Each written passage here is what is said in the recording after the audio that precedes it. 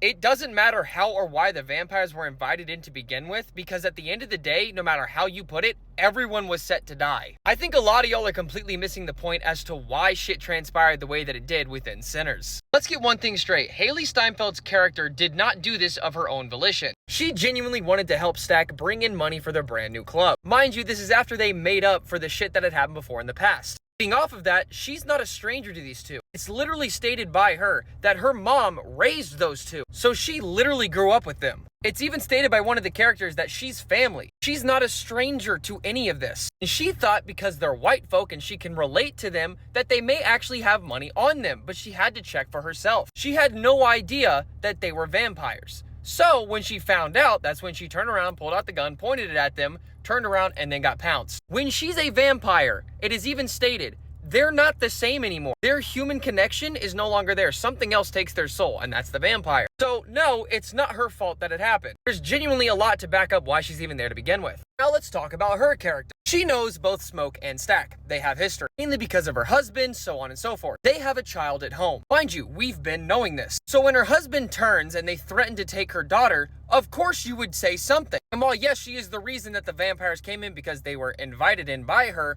that doesn't mean she's at fault. If you had a child, you would do the exact same thing. Because if I remember correctly, no one else in that club had a child aside from her and her husband. So she is not at fault. But let me take this a step further. Let's say they did wait till morning, right?